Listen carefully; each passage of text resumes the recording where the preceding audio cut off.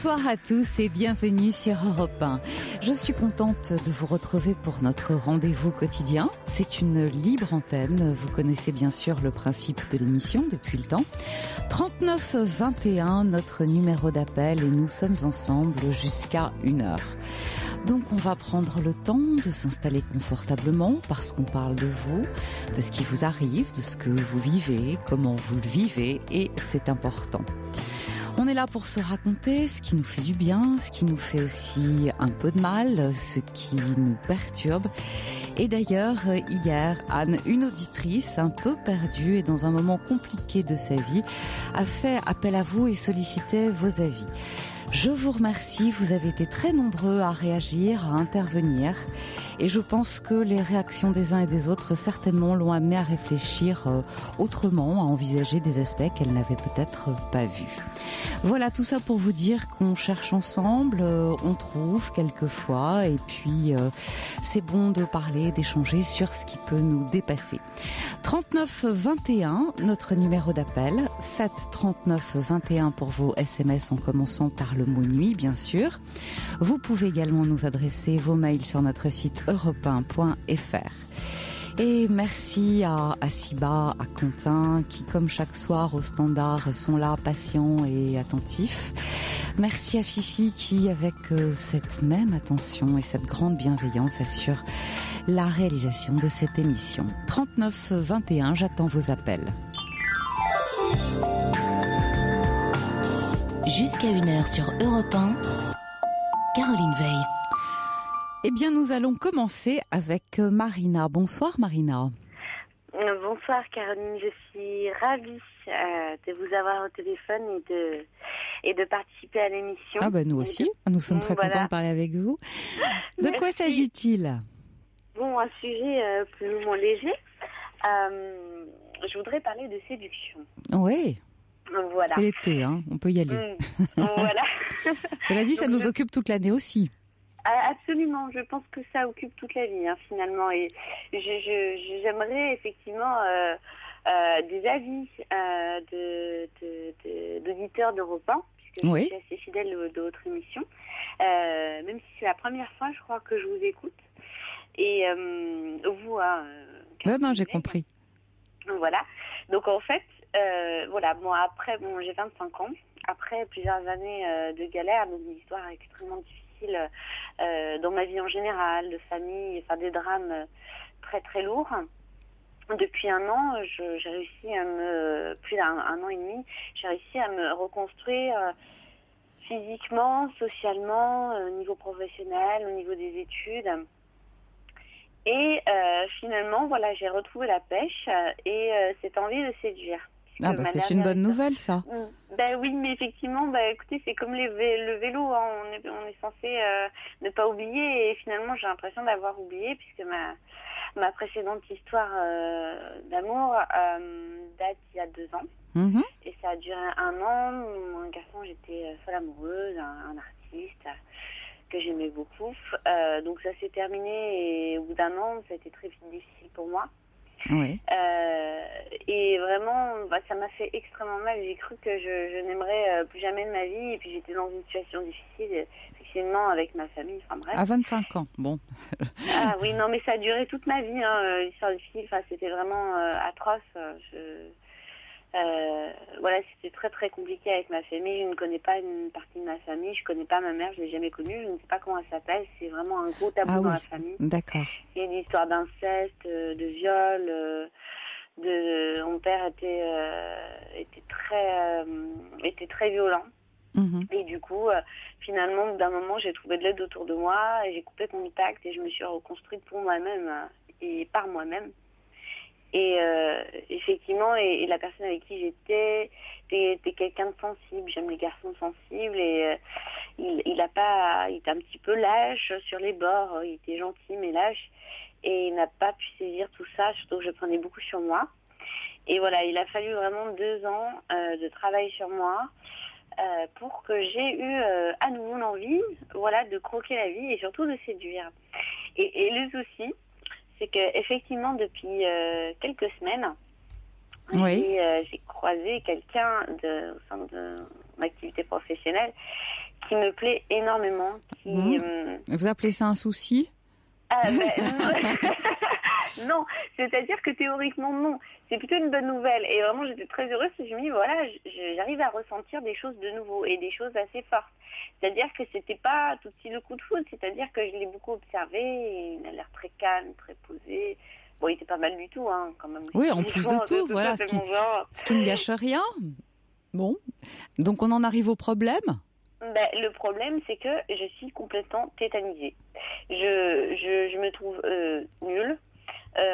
J'ai pas du tout confiance en moi. Je panique. Il est dans les parages. Je me mets en mode. Je ne bouge plus. Ah, comme les petits oiseaux, vous savez. C'était l'ex-épouse des créateurs des Simpsons qui disait que en amour les hommes en fait sont comme ça, c'est comme des petits oiseaux qui picorent du pain, dès qu'on s'approche d'eux ils s'envolent. et moi c'est un peu l'effet inverse, c'est-à-dire que j'ai essayé de tenter des regards, mais je n'arrive pas à soutenir le regard, je baisse tout le temps les yeux, tout le temps. C'est séduisant aussi. Oui, bon, il a l'air un tout petit peu plus jeune que moi, ça fait très très prude, hein, très Madame Cruche, et du coup je ne sais pas, c'est-à-dire qu'en fait j'ai fait une psychothérapie et c'est vrai que j'ai tendance à beaucoup baisser les yeux, j'arrive pas à regarder les gens dans les yeux. Ça dépend desquels, maintenant ça va mieux.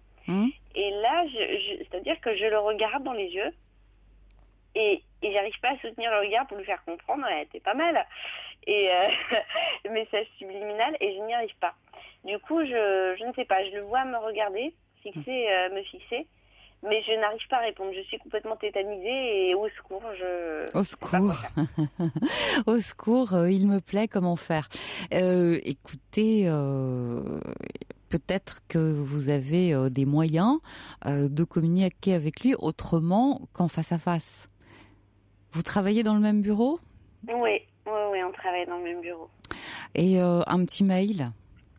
Non, c'est pas possible. En fait, je suis dans un cadre où on ne peut pas s'envoyer de mail. Je peux pas trop en dire, j'ai pas envie qu'on m'en reconnaisse. D'accord. Mais on peut pas s'envoyer de mail. Non. Par contre, on a la possibilité de travailler côte à côte. Ah ben c'est déjà une possibilité de rapprochement. Ouais, et sauf que comme ça fait très longtemps que j'ai laissé la séduction de côté, aussi bien physiquement, je me repomponne depuis 1 an, quoi. Et du coup, j'ai oublié les codes, en fait. Dites-moi, il y a une machine à café sur votre lieu de travail, un distributeur de quelque chose Absolument, oui. Ah ben voilà, alors, à mon avis, dans la journée, très certainement, vous allez vous chercher un café ou une boisson fraîche, rafraîchissante, enfin ce que vous voulez. Et puis, sans le regarder directement, vous pouvez, bien entendu, après, vous être rapproché, c'est-à-dire après vous être arrangé pour travailler à côté de lui. Vous pouvez aller dire, je vais me chercher un café, est-ce que quelqu'un en veut un? Est-ce que tu en veux un? On ne connaît pas son prénom, mais vous pouvez l'appeler par son prénom. Et puis, c'est un moyen d'entrer en contact. La boisson, la nourriture. Ça, c'est pour la boisson. La nourriture. Maintenant, rien ne vous empêche, je ne sais pas moi, d'arriver le matin ou à n'importe quel moment de la journée avec, pourquoi pas, allez, imaginons un paquet de chouquettes ou tout autre aliment du genre. Vous seriez passé avant à la boulangerie et puis vous en offririez aux personnes qui se trouvent juste à côté de vous. Et à proximité de lui. C'est vrai que c'est pas bête du tout voilà. comme idée. Mais c'est vrai qu'effectivement, moi, j'ai très très peur de l'échec amoureux. Mais de toute façon, il va être obligé de vous répondre soit « Oh, c'est gentil, merci beaucoup », soit « Non, merci ». Mais vous allez avoir une réponse. Et là, vous pouvez enchaîner. Ouais. Ah bon, tu préfères une boisson? Bon, si tu préfères un café, tu le prends avec du sucre, sans sucre. Enfin voilà, je vous fais un tout petit peu confiance parce que là, je trouve que vous parlez clairement, donc vous savez vous exprimer. Oui, absolument. Le tout est de trouver le moyen d'approche. Et je peux vous dire que offrir quelque chose, parce qu'il s'agit de ça, c'est-à-dire commencer par un geste ou un signe de bienvenue, mais toujours l'autre de bonne humeur, oui voilà, à l'aise et a envie de vous parler et de vous répondre. Oui, c'est vrai, quelque part, ce que vous dites est très vrai. Mais après, je pense qu'intellectuellement, je peux raisonner comme vous. Enfin, maintenant, vous me donnez aussi la réponse, heureusement. Mais surtout, le fait que j'ai un ressenti où je perds confiance en moi, où je me dis, de toute façon, je lui plairai pas. Ah oui, mais écoutez, si vous tombez, si vous êtes dans ce cas de figure-là, c'est-à-dire que vous êtes persuadé que c'est foutu d'avance, effectivement, on va au-delà de l'échec. Donc il faut pas se dire, je vais pas lui plaire, je suis trop nul, je suis trop si, mais partir du principe que, comme tout un chacun, vous avez vos chances. Et la première, c'est qu'il soit assis là, juste à côté de vous. Oui, c'est vrai. Après, tout est ouvert, c'est à vous de faire.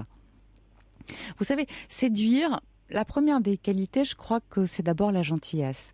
Quelqu'un de rébarbatif, qui ne sourit pas, qui ne parle pas, qui reste muet, c'est difficile d'accès, vous êtes d'accord avec moi ? Ah oui, bien sûr. Donc dès le matin, vous pouvez arriver, dire bonjour, ça ne s'adresse pas forcément à lui, mais à toute la cantonade, sourire gentiment, sourire même aux autres, si vous n'osez pas lui sourire à lui. Et puis, forcément... oui, c'est ça. Voilà. C'est ça, c'est que je suis très sociable avec mes collègues. Je plaisante beaucoup. J'apporte des petits plats, des choses comme ça. Mais lui, en fait, c'est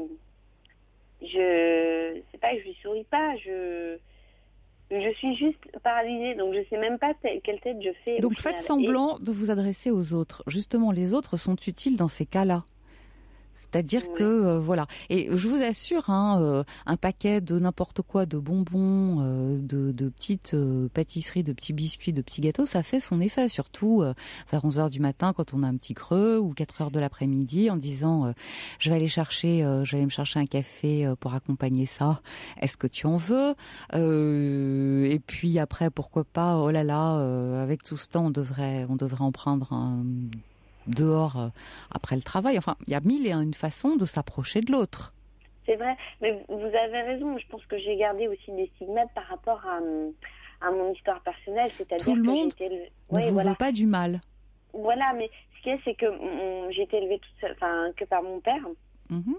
Et mon père m'a répété jusqu'à l'âge de 23 ans, 24 ans, que de toute façon...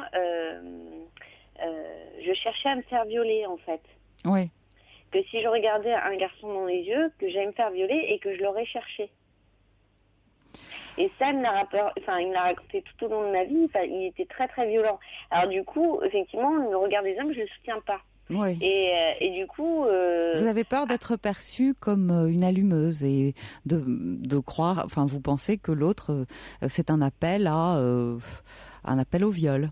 C'est ça. Enfin... Plus que ça, c'est-à-dire que non, je me sens en sécurité, mais il y a les paroles de mon père qui viennent, ils me disent, j'ai honte, en fait, j'ai honte de le regarder dans les yeux. Ah alors attendez, je vous interromps Marina parce que je viens de recevoir un petit SMS très mignon. Qui peut refuser des chouquettes, nous dit l'écureuil. Oui. Donc vous voyez, c'est une idée à retenir. Vous savez, un petit paquet de quelque chose et un sourire, et je pense que la vie fera le reste. Si ce garçon vous plaît, vous dégagez très certainement quelque chose qui ressemble à des phéromones et il ne va pas tarder à s'en apercevoir. Donc ça veut dire que, en fait, selon vous, peut-être les auditeurs d'Europe 1, c'est-à-dire que quelqu'un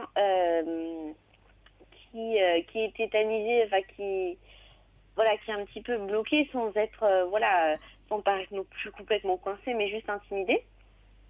Est-ce que vous pensez que ça se voit ? Est-ce qu'il émane quelque chose de négatif ou de... Non, mais de toute façon, après, rien ne vous empêche de faire de votre faiblesse une force, en disant oh là là, moi c'est vrai que moi j'ai du mal à m'exprimer en public, ou j'ai du mal à parler aux gens que je ne connais pas vraiment, je me sens toujours toute timide, ça me fait plaisir et blablabla.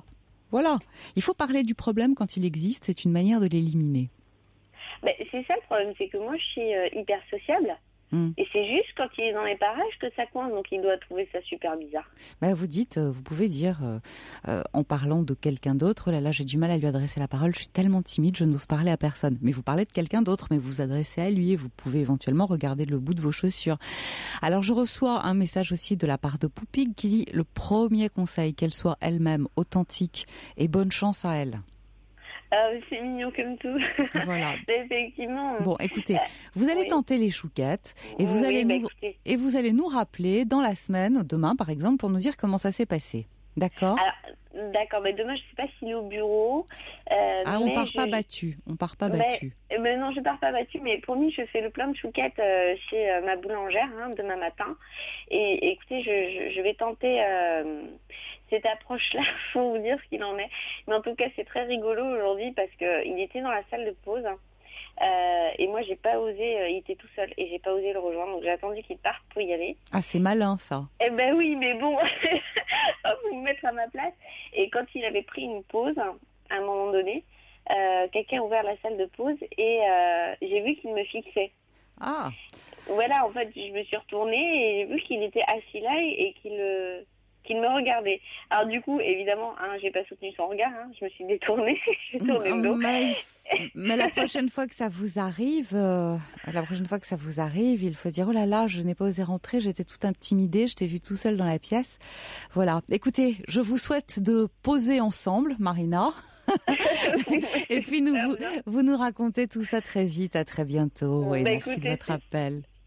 C'est promis. J'embrasse tous les auditeurs d'Europe 1 et je remercie infiniment pour la gentillesse des standardistes et de votre gentillesse à vous également. Mais c'est normal. À très bientôt. Au revoir, Marina.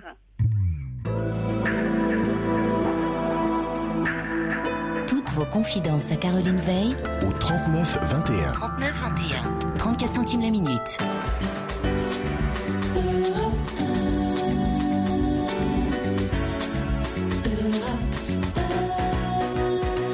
C'était Seal, You Get Me.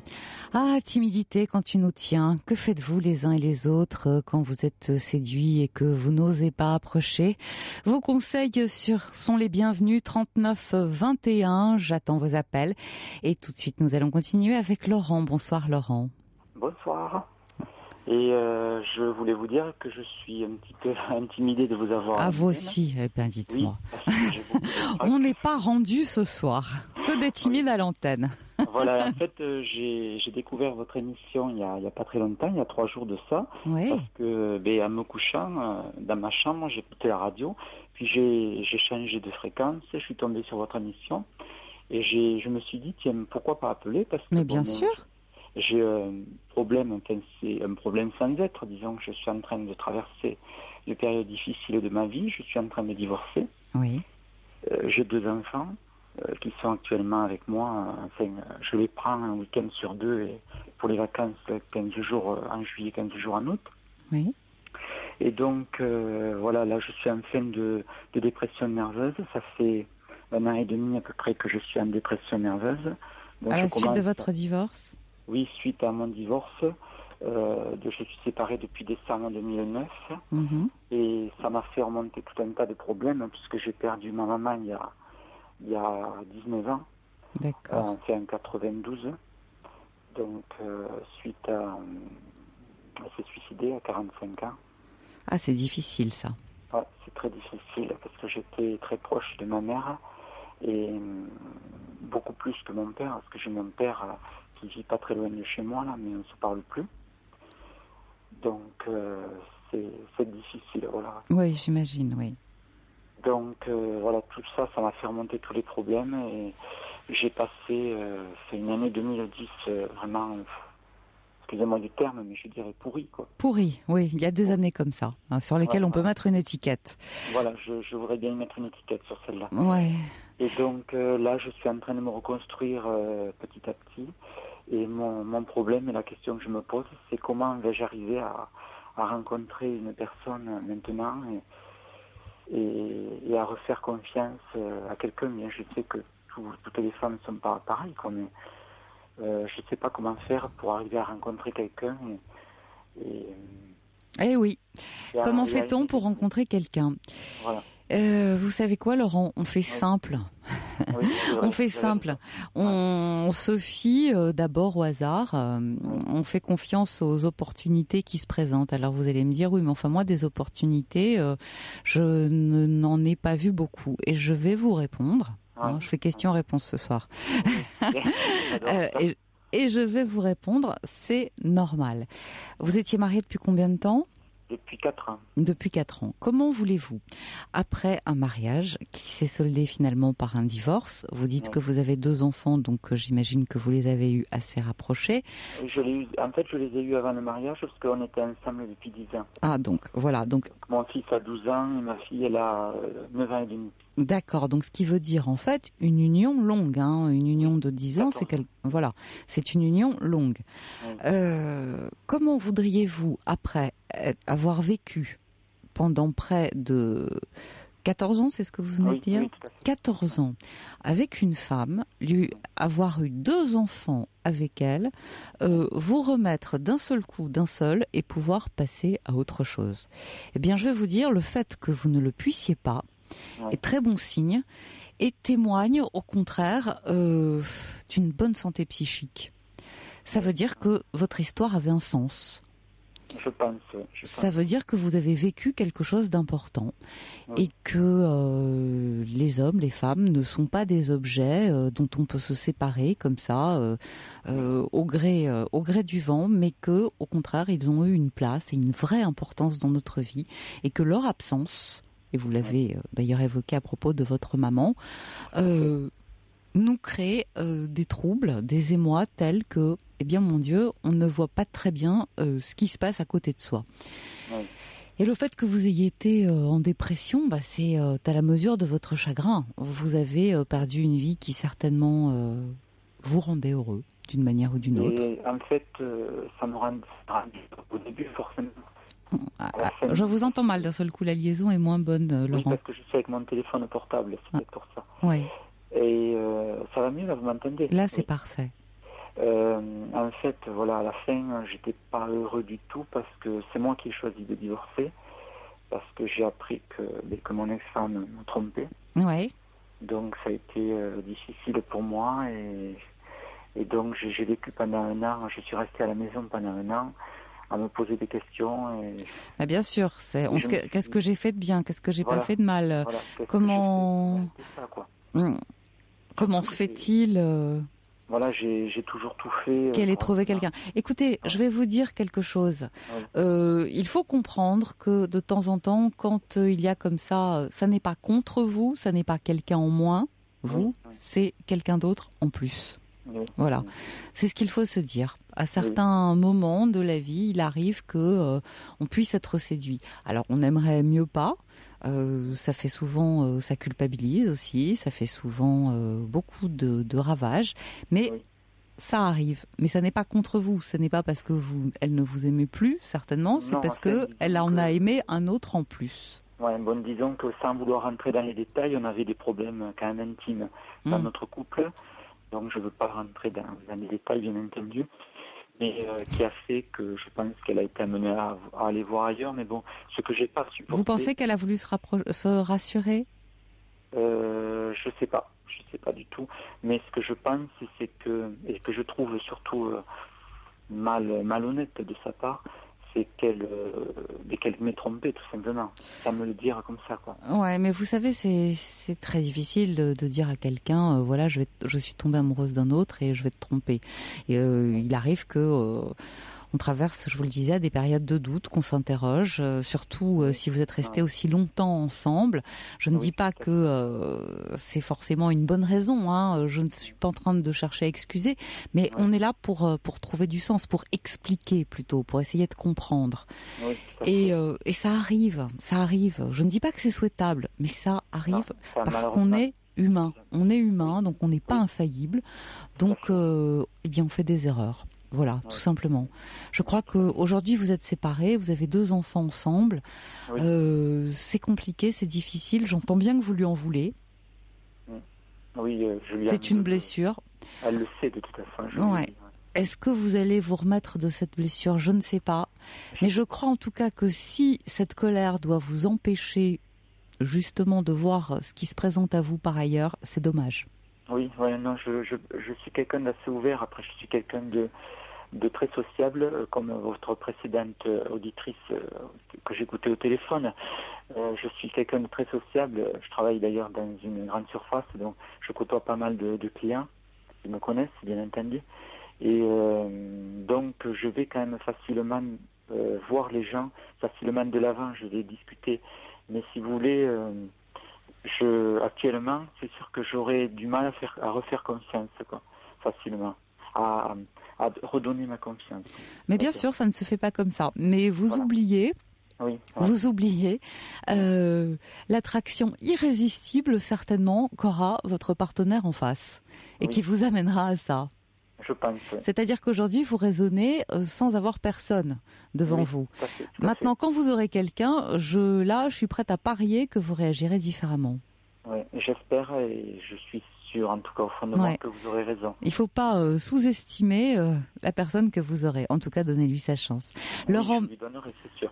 Laurent, merci de votre appel. Merci à vous. Et puis, à très bientôt, j'espère. Au revoir. Merci à vous et de votre gentillesse. Au revoir, Laurent. Au revoir, merci. Pour intervenir dans l'émission, appelez le 39 21 34 centimes la minute.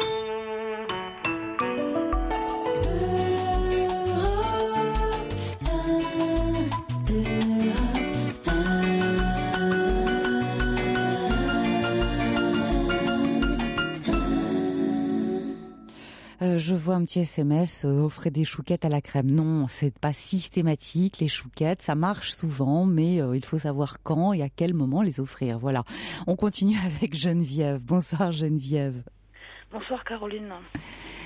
Qu'est-ce qui vous arrive ? En fait... vous parlez d'un gros souci. Oui, je viens d'entendre le témoignage de ce monsieur et ça m'a projeté en arrière parce que c'est un peu ce que moi j'ai vécu. C'est-à-dire que j'ai été mariée aussi, j'ai eu quatre enfants. Hein. Vous avez eu 4 enfants? Oui, j'ai quatre enfants, j'ai 4 garçons en fait. Oui, waouh. Dont un mari très bien, formidable, hein. Jamais eu de problème, enfin bon, trop de problèmes, hein. Bon, des hauts et des bas comme partout, chez tout le monde, quoi. Hein. Oui. Un mariage, quoi. Comment? Un mariage, quoi. Oui. Un père adorable, vraiment adorable. Et puis, je venais de perdre ma mère, donc 8 mois après, lui m'a annoncé que ça faisait 2-3 semaines qu'il n'y avait plus de sentiment pour moi. Ah. Donc, ça a été vraiment le gros choc, quoi. Hein. Je veux dire, voilà, il a trouvé quelqu'un d'autre. Il a trouvé une femme qui, elle aussi, elle a 3 enfants. Oui.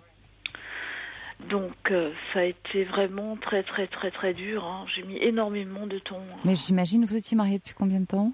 J'étais mariée 12 ans et 14 ans en couple. D'accord, oui.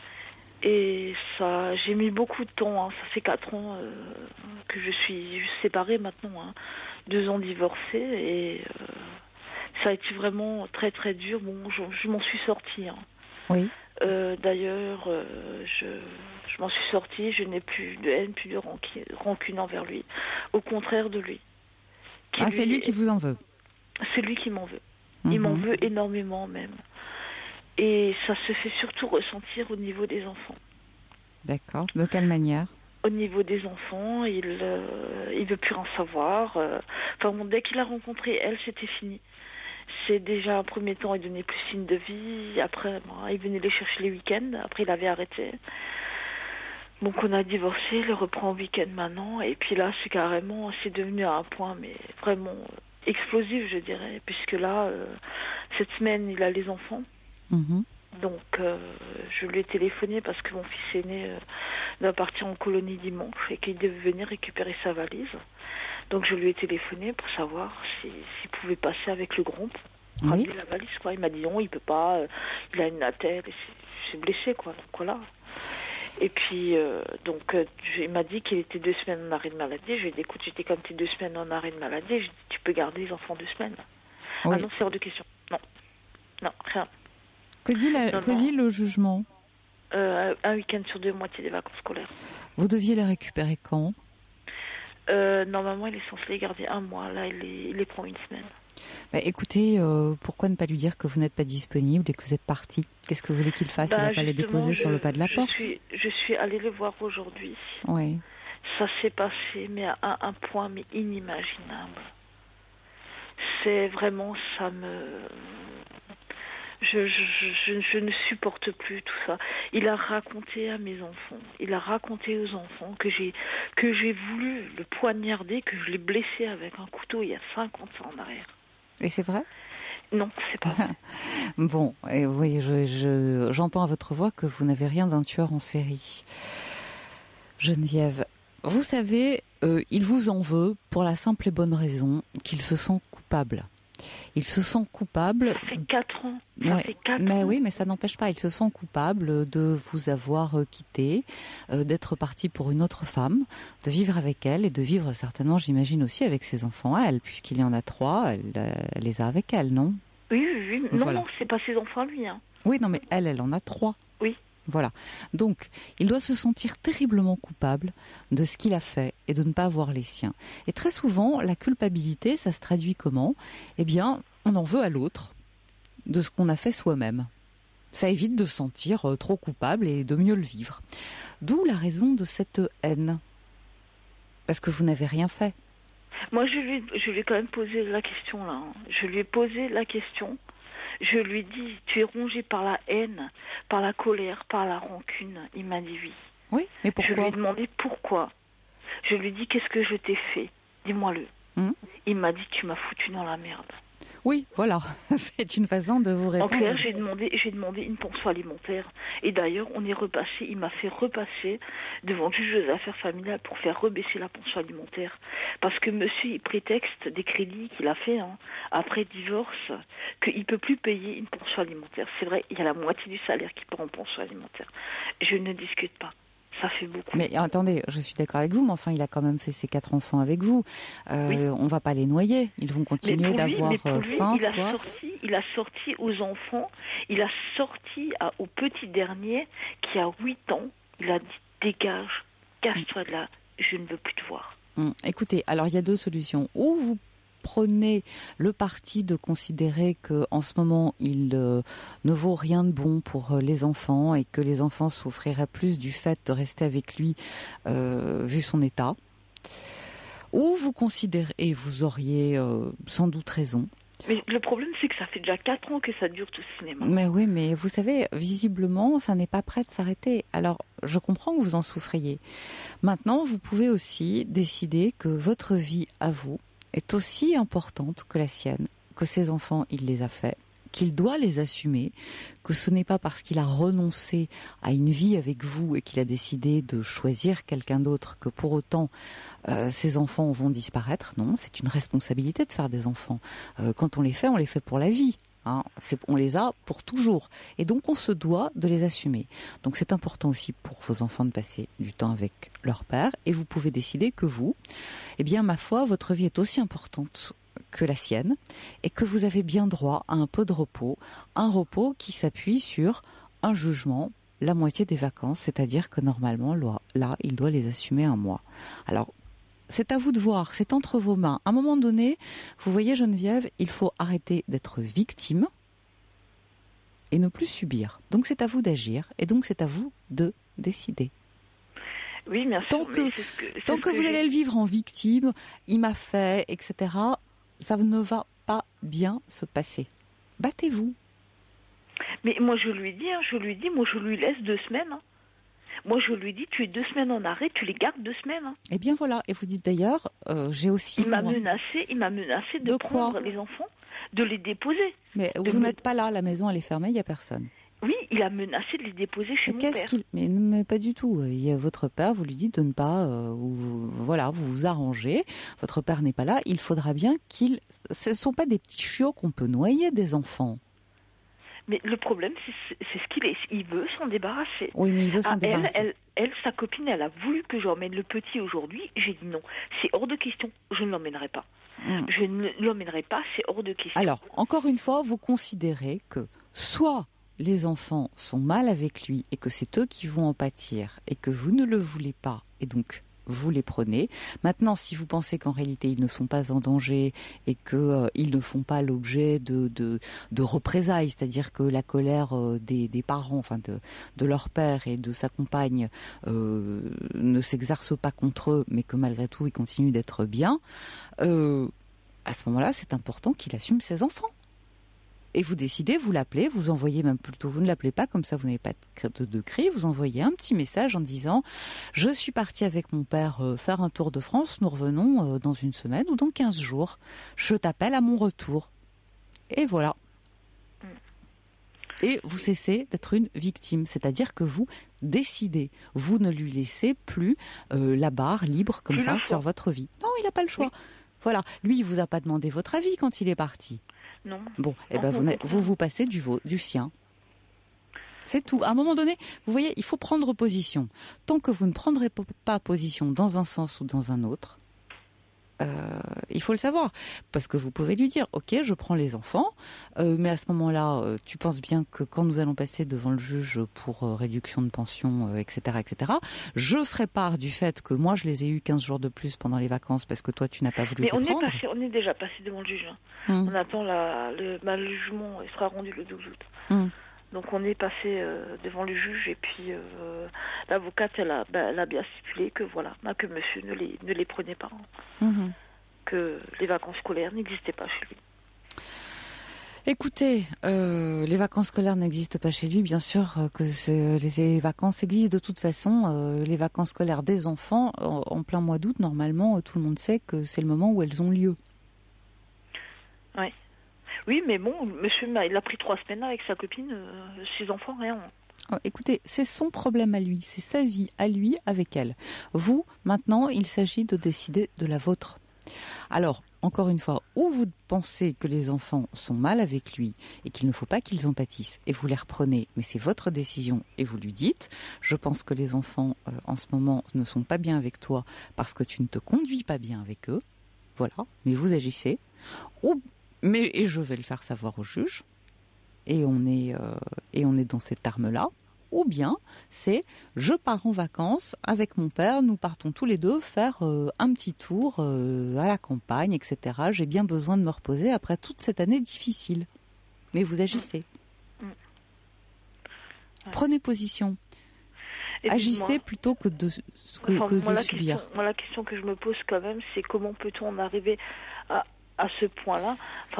Mais la nature humaine est ainsi faite. Hein. Et puis vous posez la question ne fera pas avancer le schmilblick. Ça ne sert à rien. D'être un père quand même. Quelquefois quand on connaît une autre femme, l'homme qu'on a été n'est plus. Ça arrive. Ça arrive. Mais désormais, ça n'est plus votre vie, Geneviève. Il faut passer à autre chose. Il faut passer à autre chose. Et tant mieux, au fond, si cet homme-là, tel qu'il se présente aujourd'hui, n'est plus avec vous.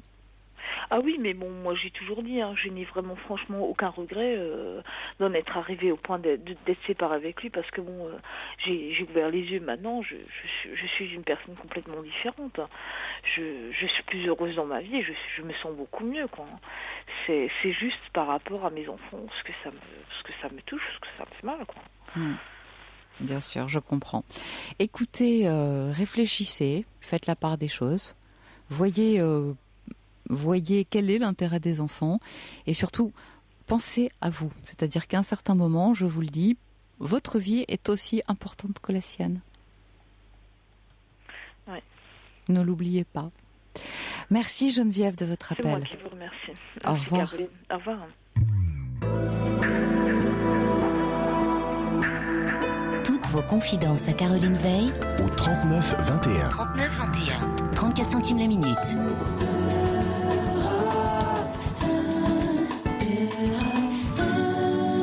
Claire de Namur, bang bang bang, et nous reprenons tout de suite avec Elsa. Bonsoir Elsa. Oui, bonsoir.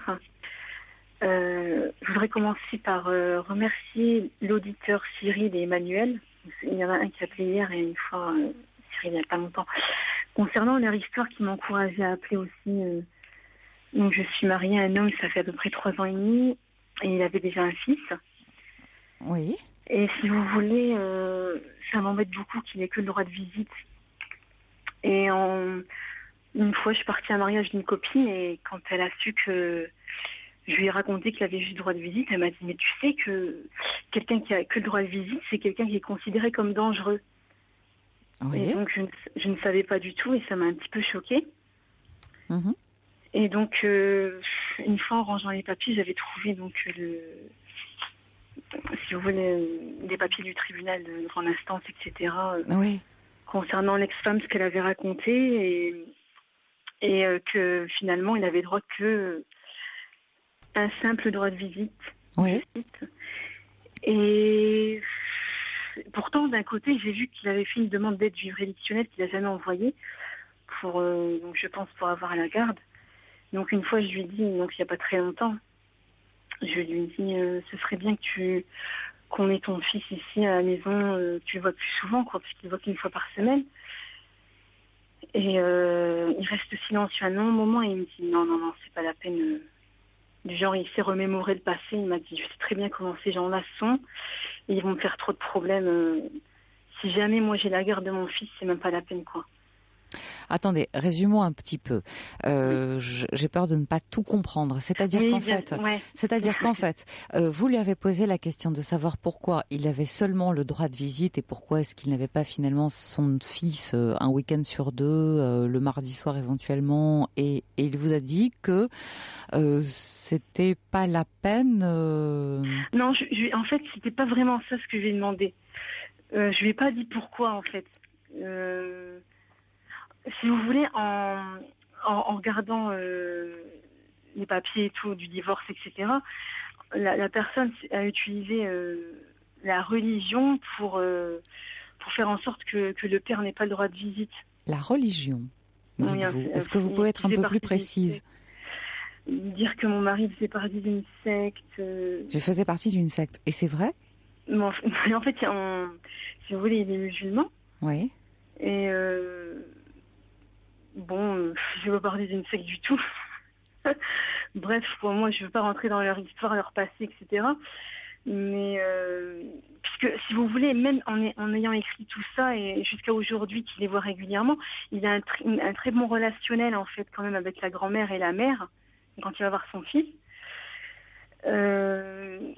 Donc je comprends pas trop et je suis restée longtemps sans lui en parler. C'était comme un tabou, quoi. C'est-à-dire que vous vous posez la question, qu'a-t-il pu bien faire pour qu'il n'ait pas la garde dès que j'ai lu ça, oui. Voilà.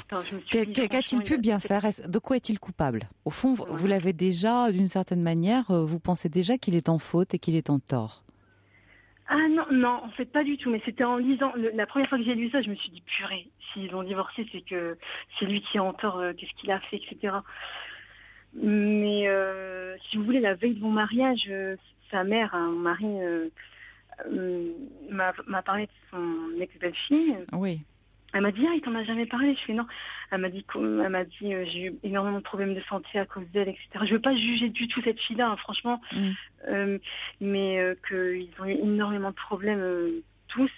Elle a jamais pu avoir son petit-fils aussi. Ils m'ont accusé de pas le nourrir, enfin bref. Quoi. Ouais, écoutez, je crois que sûrement ce divorce, enfin ce mariage a donné lieu à quelque chose de très très compliqué et qui surtout a fait du mal à votre mari. À tel point qu'aujourd'hui, pour un temps, j'imagine, parce que il y a toujours un moment où on se réveille, pour un temps, il préfère prendre un peu de recul et laisser le conflit s'apaiser. Vous savez, quand on est très très mal ensemble et qu'il y a un divorce qui peut être quelquefois très violent, l'enfant est pris en otage par l'un, par l'autre, et sans doute pour assurer la sécurité, quand je dis la sécurité, c'est-à-dire le bien-être et l'équilibre de son fils, il a pu pendant un temps faire abstraction de ses droits. Maintenant, vous dites qu'il a juste un droit de visite. Est-ce qu'il y va? Est-ce qu'il va le voir? Oui, il y va. Bon, donc vous voyez bien qu'il l'aime. Oui. Je pense qu'il va se passer un petit moment. Il a dû être sans doute très blessé, très meurtri de ce qui s'est passé. Et d'ici quelque temps, il va sans doute vouloir que les choses aillent plus loin et à nouveau saisir la justice de manière à voir son fils un peu plus souvent. Pour l'instant, il a dû être très éprouvé par ce divorce et il n'a pas envie certainement de replonger là-dedans et dans toute la noirceur que ça peut évoquer pour lui. Ça ne veut pas dire que il ne veut pas de son fils ou qu'il ne le voudra pas. Ça, c'est sûr. Maintenant, quelquefois, je vous dis, un divorce, une séparation, ça vous met tellement à plat, tellement par terre, que ça vous prive pendant un grand moment de vos moyens. Et puis, il faut pas oublier une chose, c'est que son fils va grandir. Voilà, c'est ce qu'il me dit. Et qu'il va le réclamer. Et que un enfant a besoin de son père et que plus ça va aller, plus il va être, il va avoir envie de voir ce papa qui va être là disponible. Et que quoi qu'il arrive, un jour ou l'autre, sa mère ne pourra pas faire obstacle au désir de son fils de voir son père. Et que ça se termine pratiquement toujours comme ça. Ce sont les enfants qui prennent le dessus et qui obligent les parents à se voir les uns et les autres. Très bien. C'est qu'un passage. C'est un passage. Mais j'imagine que ce divorce l'a beaucoup meurtri, les conditions de séparation aussi. Il a dû être très blessé. Et pour l'instant, il ne veut pas y retourner. Le temps de reprendre des forces, de se récupérer. Il a un droit de visite. Il se dit, bon, sans doute un passage comme ça, sans bouger. Et puis on va voir et il va rebondir. Ne vous inquiétez pas. C'est parfait. Bon, c'est vrai qu'il n'a pas vu beaucoup, le petit, juste une fois comme ça. Il est venu juste une fois à la maison. C'est dommage, mais bon. Et il est mignon. Écoutez, vous, en tout cas, vous êtes d'accord avec nous que les enfants sont toujours les bienvenus. Évidemment. Voilà. Bravo. Merci Elsa. Merci de votre appel. Normal. Au revoir. Au revoir. Pour intervenir dans l'émission, appelez le 39 21 34 centimes la minute. Françoise avec nous maintenant. Bonsoir Françoise. Bonsoir. Oui, j'entends que vous avez la radio allumée derrière vous. Est-ce que ça vous ennuie de l'éteindre? Ça y est, je l'ai éteinte là. Merci beaucoup. Qu'est-ce qui vous arrive? Donc, moi, j'ai vécu en fin de compte exactement la même chose que la personne qui a appelé, pas celle qui vient de passer, mais celle précédemment. Oui. C'est-à-dire que j'ai 4 enfants et j'ai mon ex-mari qui est parti, du jour au lendemain avec une autre personne. Et depuis, il s'en occupe quasiment plus. D'accord. Même plus du tout. Il les prend qu'une semaine par an et encore. Une semaine par an? Oui. Et parfois, les week-ends et encore. Là. Donc, au début, effectivement, c'est difficile parce qu'on a, je pense, comme elle, on fait très vite le deuil de l'homme, de l'ex-mari. Mais faire le deuil du père, c'est beaucoup plus dur. C'est plus dur, surtout pour les enfants. Oui. Mais moi, mes enfants le vivent à peu près bien. Donc, ce que j'ai fait, moi, c'est que pendant quelques temps, je les ai fait suivre chacun par des psychologues différents qui puissent évacuer un peu tous ces conflits. Parce que, il m'a fait aussi 5 Vous avez bien fait pour faire baisser la pension alimentaire. Il a fait quoi, pardon? Il a fait aussi 5 à 6 divorces pour faire baisser la pension alimentaire. Ah oui. Parce que lui, est parti avec une de ses collègues et a refait 2 autres enfants. Donc, et même si tous les 2 gagnent très bien leur vie, ils ont une haine envers moi, le fait que je sois toujours dans la maison, que les 4 enfants s'en sortent très bien au niveau scolaire, que j'ai une vie mieux vaut faire professionnelle que pitié. Oui, donc bon. Vous êtes d'accord avec moi? Oui, tout à fait. Oui. C'est pour ça qu'on vous en veut, parce que vous vous en sortez. Voilà. Peut-être mieux qu'eux d'ailleurs, allez savoir. Je sais pas du tout. Enfin, ce n'est pas un concours, peu importe. Mais ce qui est sûr, c'est que vraiment, si vos enfants sont bien avec vous, ça peut susciter la jalousie de sa part à elle. Vous êtes celle qui coûte. Oui, voilà, ça c'est me le reproche tout le temps. Oui, mais on peut pas faire comme ça 4 enfants. Il peut pas rayer sa vie d'avant. Hein. C'est ce qu'il voudrait. Hein. C'est clair qu'au début où il est parti, il m'a pendant au moins 6 mois tous les jours, il m'appelait en me disant moche comme tu es, suicide-toi. Des paroles très très violentes. Et il a essayé aussi au deuxième procès qu'il a fait de les faire placer à la DAS en disant moi je peux pas m'en occuper parce que j'ai une vie, mais elle s'en occupe pas ou mal, donc il serait mieux à la DAS. Comme ça, il pensait qu'il n'aurait pas de pension à payer. Parce qu'effectivement, la DAS... Quelle haine pour vous. Est-ce que vous n'êtes pas plutôt soulagée d'être débarrassée d'un homme tel que celui-là? Si, tout à fait. Moi, j'ai fait très très vite le deuil de l'homme. Ouais, ça, je peux imaginer. Mais il était comme ça pendant votre mariage ? Pas du tout. C'est ça qui m'a un peu scié, c'est qu'il s'occupait beaucoup de ses enfants. Il était assez présent. Bon, il a toujours été très égoïste, mais ses enfants, c'était tout pour lui. C'était tout et pour lui. Il en voulait même un 5e. Oui, qu'il est allé faire ailleurs. Oui. Écoutez, Françoise, je vais vous demander de rester en ligne avec nous. Surtout, vous ne raccrochez pas. Je vais vous reprendre tout de suite après le journal. D'accord. Et vous restez avec nous. Voilà.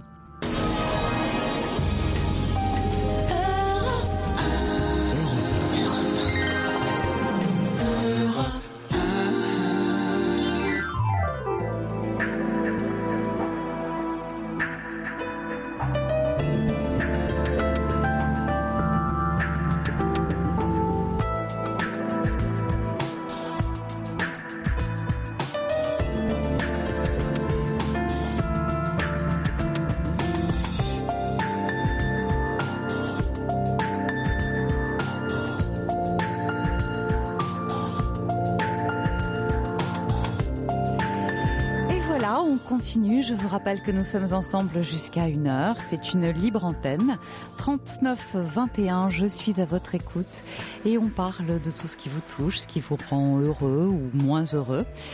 Voilà, il y a vie de tempête ou situation petite perturbation, vous nous appelez. N'hésitez pas, 39 21, on cherche ensemble un moyen, une idée pour débrouiller tout ça. Autre moyen d'accès, 7 39 21, vos SMS, vos réactions à chaud, elles m'intéressent. Et puis n'hésitez pas aussi à nous envoyer vos mails sur notre site europe1.fr en allant à la rubrique Libre Antenne. Alors un peu avant le journal, nous étions avec Françoise qui connaissait une situation similaire d'ailleurs à l'auditrice précédente, c'est-à-dire un mari parti du jour au lendemain avec une autre femme, 4 enfants à charge, qu'elle assume pratiquement totalement puisque son mari ne les prend qu'une semaine par mois. Et vous disiez que si vous aviez fait le deuil de votre conjoint, de votre compagnie, en revanche, il était beaucoup plus difficile pour vos enfants de faire le deuil de leur père. Alors, il ne s'agit pas d'un deuil parce qu'un père ne disparaît jamais tout à fait. Il y a quand même une semaine par an, et puis parce que un jour ou l'autre, peut-être vont-ils éprouver le besoin d'en savoir un peu plus et d'aller vers lui, Françoise. Mais est-ce que ça vous a entamé, vous, au point de ne plus avoir de vie personnelle ? Non, pas du tout. En fait, quand je dis que mes enfants, c'est moi qui n'ai pas fait le deuil du père. Moi, mes enfants s'accommodent très bien de voir très peu leur père. C'est ça qui me fait un peu mal au cœur. Ouais, c'est Par exemple, mon fils qui vient d'avoir le bac avec mention très bien n'a pas appelé son père pour lui dire. Oh, mais quelle belle réussite. Qu'est-ce que vous devez être fière. Oui, ça c'est clair que c'est mes 4 enfants, c'est ma réussite. Mais bravo. Mais ils ne partagent pas du tout il s'en fiche complètement, quoi. Il n'est pas là pour... le petit dernier, le 4e, a une maladie. Il est jamais là pour les résultats des examens et tout ça.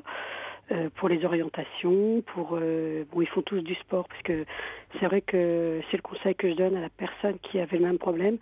C'est que quand ils sont ados, c'est pas évident après. Donc, qu'ils fassent beaucoup de sport. Comme ça, ils sont moins tentés de traîner, Donc, il n'a jamais été présent pour les réunions de parents-profs, les rentrées des classes... Donc, je devais assumer 4 entrées à 4 endroits différents en même temps, toute seule, quoi. Écoutez, vous êtes très courageuse et visiblement, vos enfants sont bien dans leur basket, ce qui prouve que vous êtes une mère formidable. Eux, on fait le deuil, ils n'éprouvent pas le besoin d'appeler leur père. Ah bah voilà, tant pis pour lui. C'est lui qui se prive, hein. Qu'est-ce que vous voulez que je vous dise ? C'est lui qui se prive de grands moments de bonheur et de grande joie. Mais vous, est-ce que ça vous a affecté dans votre vie personnelle au point de ne pas continuer, de ne pas avoir envie de rencontrer ? Justement, c'était le but de mon appel, c'est ce que j'avais dit à votre collègue, qui s'occupe de... C'est que, peu de temps après qu'il soit parti, j'ai eu 2 ou 3 petites aventures et après, je suis restée pendant 7 ans avec quelqu'un, mais avec qui il n'y avait aucune communication. Donc, j'ai mis fin à cette relation. Ça fait maintenant 2 ans et demi. Et depuis, je n'arrive pas à rencontrer quelqu'un. Et c'est ça qui me mine un petit peu, quoi. Parce que j'ai réussi. Donc, mes enfants ne sont pas élevés, mais vous sont des ados maintenant. Ils sont à peu près lancés pour les études. J'ai réussi à retrouver un travail, puisque moi, quand il est parti, j'étais en congé parental, donc ils avaient de 1 an à 8 ans, et je ne travaillais pas, donc il a fallu que je retrouve un travail. J'ai réussi à racheter une petite maison dans laquelle on est on vit, donc j'ai bravo. Matériel, j'ai réussi. Vous avez de la ressource, hein. Françoise, j'ai envie de vous dire que vous avez été très occupée jusqu'à présent. Drôlement occupée, et vous avez même réussi à être avec un homme pendant 7 ans. Voilà. Alors même si ça ne s'est pas très bien passé, ça prouve au moins une chose, c'est que vous êtes doué pour la vie de couple. Vous savez le faire aussi. On a vécu qu'un an ensemble. On est restés pendant 6 ans. On se voyait que le week-end ou quand on pouvait, parce que nos enfants respectifs étaient très jeunes. Mais là, c'est vrai que j'aimerais bien avoir une relation stable. Et bien sûr. Chacun chez soi, je pense, parce que moi j'ai 4 ados, donc c'est pas facile. C'est un package de 5 personnes. Je conçois que ce soit difficile. Mais j'ai un complexe en plus parce que j'ai une maladie génétique qui se voit quand même physiquement. Ah d'accord. Donc et je me dis j'ai un manque total de confiance en moi, quoi. Donc j'essaie de rencontrer essentiellement sur Internet des hommes. Aïe, attention. Oui, voilà, justement, je tombe que sur des hommes qui n'en valent pas la peine, quoi. Et c'est ça qui me fait un peu peur, quoi. Je me dis, bien sûr, changer de méthode. Laisser Internet et aller rencontrer, j'ai envie de dire, dans la vraie vie. Mais comment ? Dans la vraie vie, j'ai l'impression que... comment, je vais vous dire, vous dites que vous avez acheté une petite maison, vous devez certainement habiter quelque part où il y a forcément une mairie. Allez voir du côté de cette mairie quelles sont les activités qu'elle propose, les associations éventuellement. J'ai fait, puisque je faisais partie à un moment des conseils, pas conseil municipal, mais conseil de quartier. Mais c'est essentiellement une ville où il y a beaucoup de gens mariés. Oui, bien sûr, oui. Ça, c'est... Mais tout le monde n'est pas marié, et puis vous êtes la preuve que les gens sont mariés, puis ils se séparent, et puis font des rencontres. Hein. Ce qui vous arrive à vous arrive aussi à d'autres. Et puis j'ose pas effectivement aller de l'avant du fait de mon physique qui n'est pas... la maladie génétique se voit et je suis pas une jolie femme, quoi. C'est ça qui m'angoisse, qui me fait perdre confiance en moi. Vous avez d'autres qualités, visiblement. Vous avez su mener votre barque, vous avez su retrouver un travail. Est-ce que vous croyez qu'un homme intelligent va passer à côté de ces qualités-là ? J'ai l'impression que les hommes s'en fichent parce que, depuis non. que je me suis... Non, c'est une erreur. Je tombe pas sur les bons. Voilà, c'est une erreur que de croire ça, parce que je vais vous dire, quelqu'un qui est de valeur, quelqu'un qui est aussi courageux que vous, ne peut que susciter l'admiration, et que vous n'ayez pas confiance en vous. Bien sûr, je peux le comprendre, je peux l'imaginer, mais ça se passe dans votre tête. Ça se passe dans votre tête. On en parlait tout à l'heure avec la première auditrice, Marina. Si vous êtes avenante, si vous êtes bienveillante, si vous avez le sourire, on vient vers vous. Voilà. Aussi simplement que ça. Alors, comment il y a des associations. Moi, il m'arrive de temps en temps de dire prenez un petit café, allez, prenez des habitudes, allez tous les jours au même endroit à la même heure. On va vous dire bonjour au fur et à mesure. Vous allez vous rendre compte que souvent les mêmes personnes fréquentent le même endroit. Vous n'allez pas forcément rencontrer tout de suite l'homme de votre vie, mais vous allez peut-être vous faire des amis, nouer des liens, nouer des contacts. En tout cas, la première des choses, c'est d'être ouverte sur l'extérieur et surtout ne pas vous renfermer en pensant oh là là, je ne plais pas, je n'y arriverai pas, j'ai ça qui se voit. C'est là où j'en suis actuellement, quoi. Pourtant j'ai suivi une psychothérapie, puis j'ai beaucoup travaillé en lisant sur moi-même, en bouquinant, en assistant à des conférences sur tout ce qui était psychologie, parce que ça m'intéresse pas mal, et puis dans le cadre de mon travail aussi j'en ai besoin.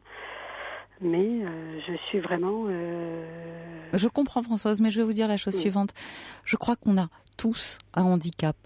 Le vôtre se voit peut-être un peu plus que les autres, c'est tout. Mais on a tous un handicap au fond de nous. Donc, on est à égalité. C'est ça que vous devez avoir en tête. Je vais essayer. C'est pas évident, mais je vais essayer. Non, mais chez certains, il est plus ou moins caché. Le vôtre se voit peut-être un peu plus. Ce n'est pas pour autant que vous n'allez pas plaire. Croyez-moi. Oui, je vais vous croire. J'ai pas le choix de toute façon. Voilà, je vous remercie. En tout cas, vous êtes vraiment quelqu'un de très courageux. Et puis, vous savez, au travers de vos propos, il y a une qualité première qu'on dénote tout de suite. Françoise, vous avez l'intelligence de la vie. Alors faites-vous un peu confiance. Merci. Merci à vous. Je veux dire aussi, si la personne qui est comme moi, elle avait 4 enfants, je veux bien laisser mon mais avec joie. Avec joie. De conseils ou d'aide, parce que c'est vrai que moi j'ai eu énormément de chance. J'avais mes parents qui m'ont beaucoup aidé, et puis mes amis aussi. Ça, c'est clair que les amis, c'est les parrains et marraines des enfants aussi, qui les prenaient en vacances, et ça m'a aidé à tenir le coup, quoi. Ouais, c'est un vrai soutien. Je vous remercie en tout cas de votre appel et de votre gentillesse et de votre générosité. Merci pour votre écoute. Au revoir Françoise. Au revoir. Pour intervenir dans l'émission, appelez le 39 21 34 centimes la minute.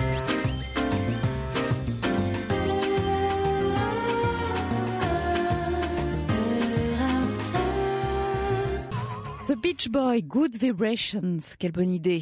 On va poursuivre avec Eric. Bonsoir Eric. Oui, bonsoir.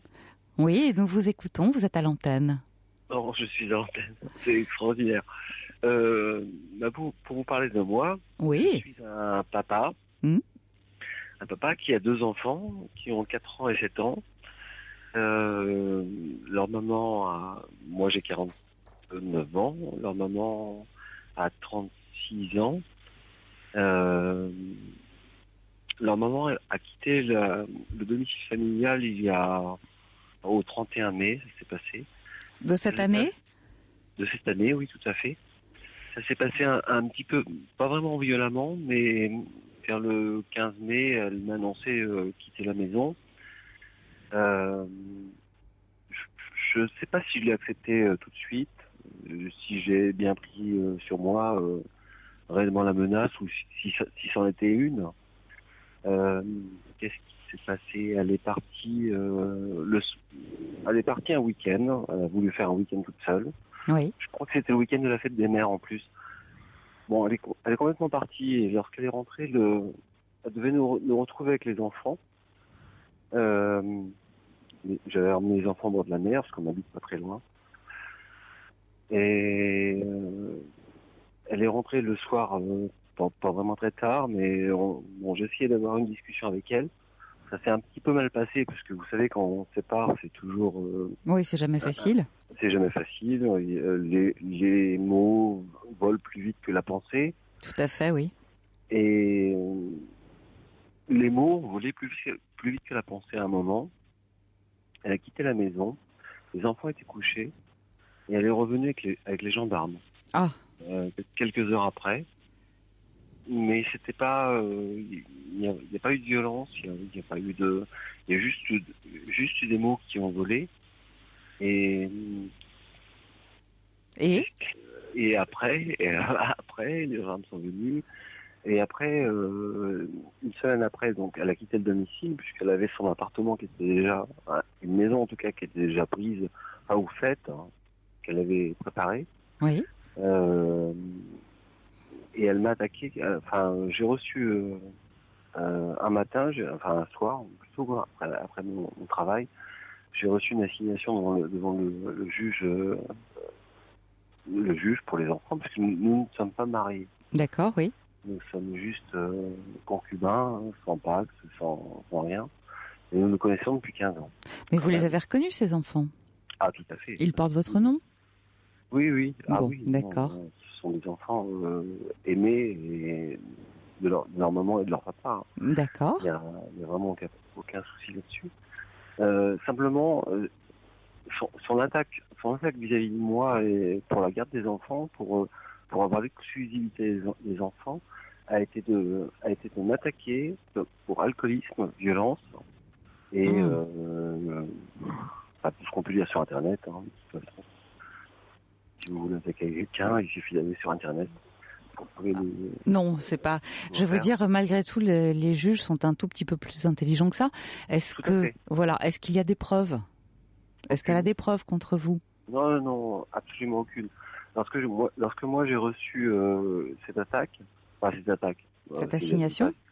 assignation et quelques attestations de sa famille, oui. Je suis allé tout de suite me faire une prise de sang. Oui. Voilà. Bravo. Pour montrer bon réflexe. Oui, non, mais alors là, mes enfants sont mes enfants. Bien sûr. Ce sont pas seulement les miens. Oui, non, d'accord, mais vous êtes prêt à vous battre pour eux. Ils sont faits à deux. Et Donc, il a fallu que je prenne un avocat en catastrophe parce que ça s'est passé. J'ai reçu le courrier le 6 juin. On devait passer devant le juge le 18 juin, je crois, ou le 19, enfin, peu importe. Moi, j'ai pris le mien le 14. D'accord, bah oui, vous étiez. Il faut dire que si elle est partie le 31 mai, c'était seulement 15 jours après, vous avez juste eu le temps de vous retourner. Oui, mais alors vraiment complètement. Et ce que je voulais dire, c'est, je me suis vraiment battu pour les enfants parce que il y a une séparation, c'est jamais bien, c'est jamais bon. Éric, est-ce que vous pouvez parler vraiment dans votre combiné parce que j'ai du mal à vous entendre par moment. Oui, voilà. Vous m'entendez bien là? Oui, là ça va. Je suis sur un portable. Hein. Oui. Donc les enfants sont nos enfants, à leur mère et à moi. Oui. Et je vous disais quoi? On a été à c'est histoire de juge. Donc on est passé après devant le juge. Enfin, il a fallu que je me batte pour obtenir un renvoi. Oui. Un avocat en catastrophe, oui. Un renvoi qui s'est passé le 19 juillet. Oui. Le 19 juillet, il y a peu de temps. Oui, il y a très peu de temps. Il y a 15 jours. Et même pas. Même pas. Et ce que je demande, c'est que les enfants puissent voir leur maman et leur papa d'une façon équitable. Tout à fait. Ce qui n'est pas, ce que leur mère ne demande pas. Leur mère demande la garde exclusive et le papa, lui, une semaine sur deux, un week-end sur deux, la moitié des vacances scolaires et on peut trouver dans tous les cas de séparation ou de divorce de ce genre-là, en tout cas. Mm. Donc il a fallu que je me batte comme un lion, et je peux vous dire que je me suis battu comme un lion. Mais j'imagine bien. Mais écoutez, la loi est bien faite, puisqu'effectivement, si vous avez déjà un avocat pour vous défendre, il va s'en charger. Il le fera peut-être et mieux que vous qui êtes dans l'affect et qui êtes pris dans l'émotion. Vous voyez ce que je veux dire? Il aura plus d'arguments, mais vous avez tout à fait raison de vous battre pour vos enfants. En tout cas, vous avez eu le bon réflexe, la bonne réaction. Et je vous le disais, la loi est bien faite. Hein. Elle propose effectivement souvent un week-end sur deux, un soir ou deux dans la semaine, et la moitié des vacances. Il n'y a aucune raison, puisque vous êtes le père de ces enfants, que vous ne l'obteniez pas. C'est sa parole contre la vôtre, et pour l'instant, rien ne prouve quoi que ce soit. Et ce que vous me dites, je le sais déjà. Bon, alors. Voilà. Simplement, ce que je voulais vous dire, c'est à tous les papas oui. qui peuvent être dans le même cas que moi, qui aiment leurs enfants, il faut vraiment se battre. Parce que déposer plainte, le fait de dire, d'accuser l'autre de tous les maux, de la terre, j'ai même entendu devant le juge que j'étais un drogué. Vous vous rendez compte? Ouais, non, mais ça, vous savez, dès qu'il s'agit d'enfants, d'un seul coup, on peut perdre un peu la tête, un peu la raison. Voilà, on tient à se battre. Dans les premiers temps, on n'a pas les bonnes réactions. Écoutez, Éric, je vous remercie de votre appel. En tout cas, le message est passé. Donc, à tous les pères qui se trouvent dans une situation similaire à la vôtre, soyons clairs, battez-vous et ne lâchez rien.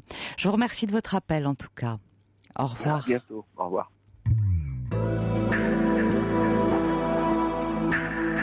Toutes vos confidences à Caroline Veil au 39 21. 39 21. 34 centimes la minute.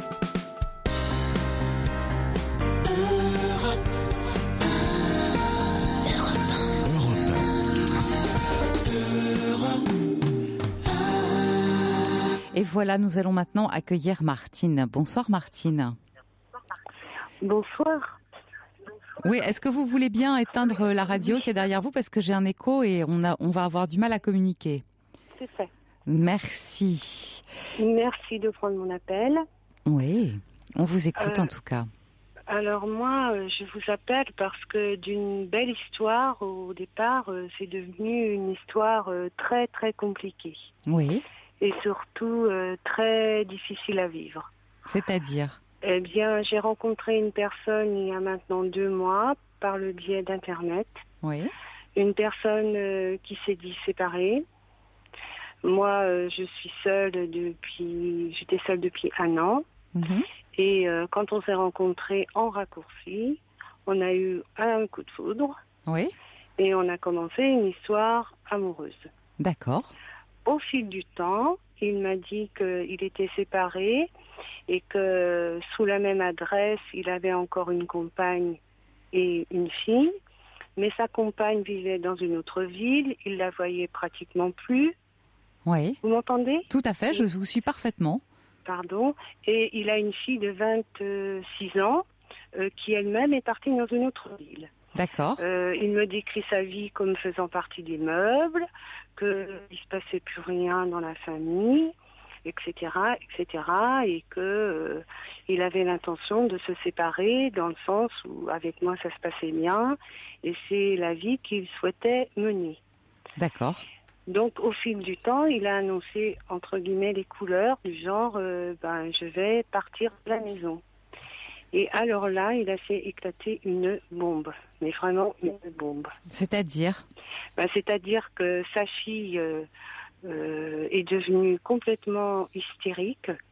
Elle lui a dit, il n'en est pas question, tu vas rester avec ma mère, etc.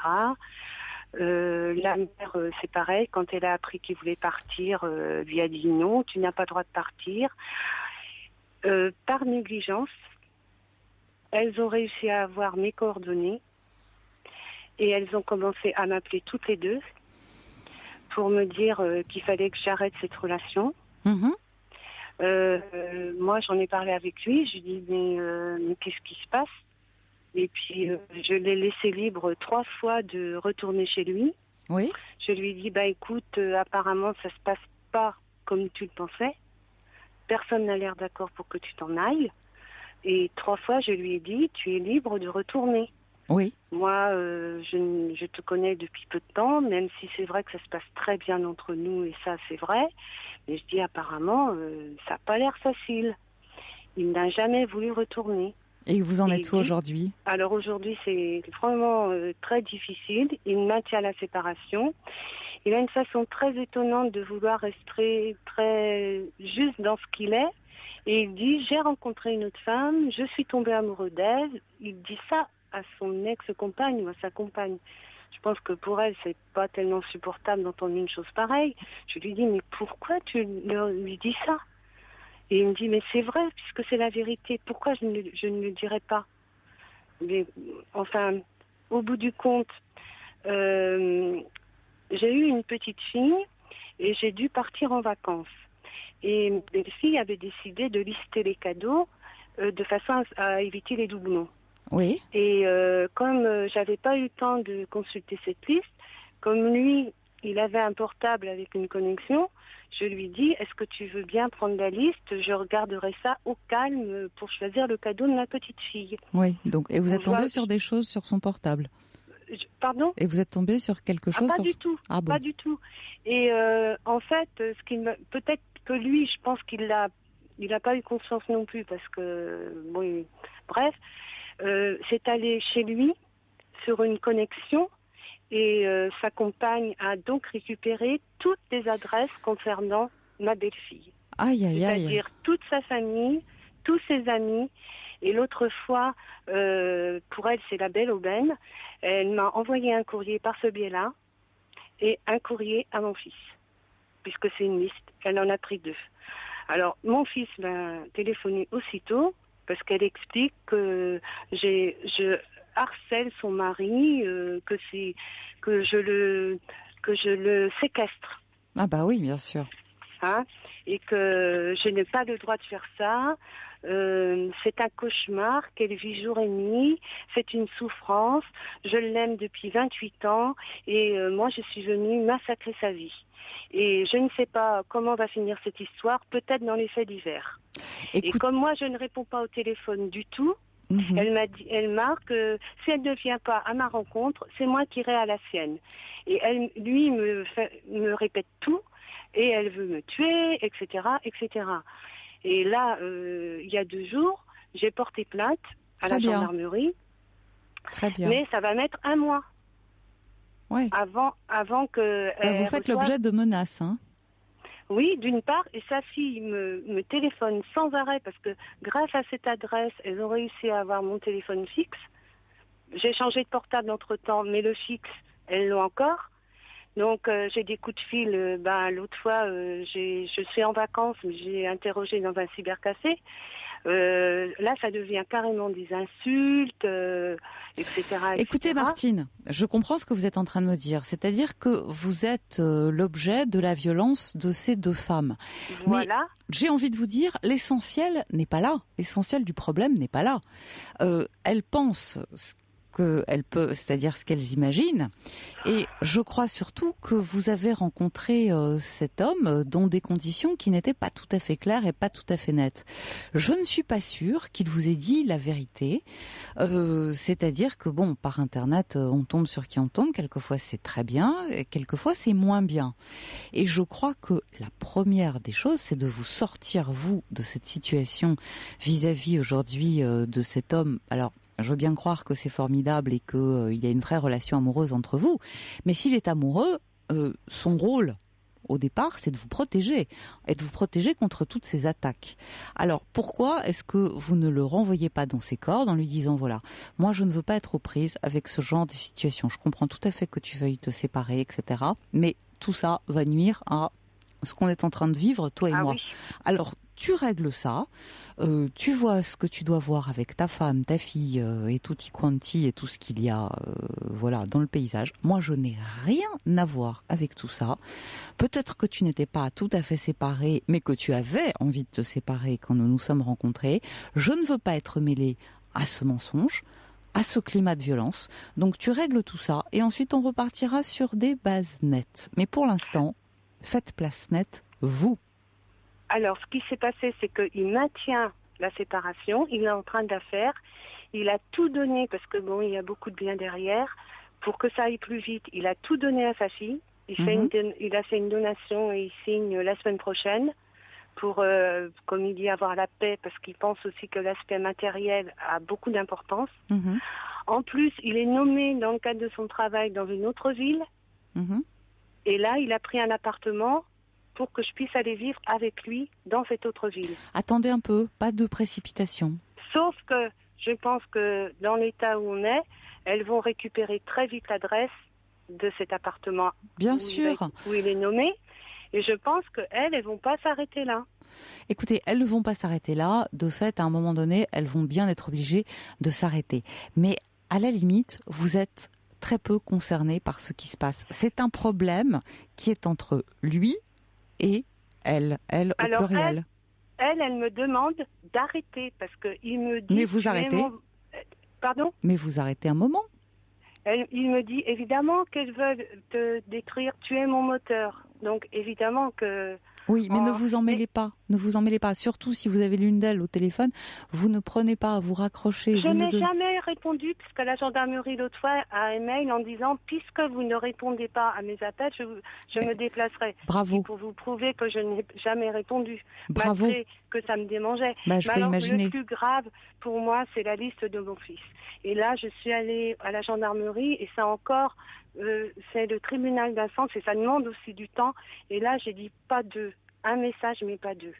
Peut-être que vous pouvez leur demander quels sont vos recours. Est-ce qu'il n'y a pas... Mais là, je suis en vacances et je dois retourner là où j'habite, aller au tribunal d'instance, donc je rentre dans 8 jours. Et pendant ce temps-là, je ne peux rien faire. Et comme lui avance dans ses démarches et que là, il est en train de déménager pour aller dans cette autre ville et que elles veulent entendre que c'est fini entre nous parce que elles veulent que lui dise oui, j'arrête cette relation, c'est fini pour toujours, je ne la reverrai jamais. Oui, mais voilà, c'est leur problème à elles. Non, pourquoi vous rentrez dedans ? Lui me dit, bien sûr que je ne veux pas dire ça. Mais je dis, mais comment sortir de là Sortir de là en arrêtant de vous emmêler, n'écoutez même pas ce qu'elles disent. N'écoutez même pas ce qu'elles disent. C'est un devoir de me répéter tout ça. Dites-lui que vous ne voulez pas en entendre parler. Voilà. Pour la bonne marche et pour que ça puisse continuer entre nous, sois gentil, je ne veux plus rien savoir. Mais plus rien savoir. Oui. Cette semaine, par exemple, je suis en vacances et il avait des choses à gérer. Je lui dis, écoute, je te propose que cette semaine, on ne communique pas parce qu'en fait, c'est une poupée gigogne. Il m'amène toujours... un souci. Il est réglé, il m'en amène un autre. Cette semaine, il me dit, mon ex-femme veut venir Je lui dis, elle va venir le jour où tu prévois ton déménagement. En plus, il a demandé, directement à un de mes fils qui était d'accord, et il doit y aller demain.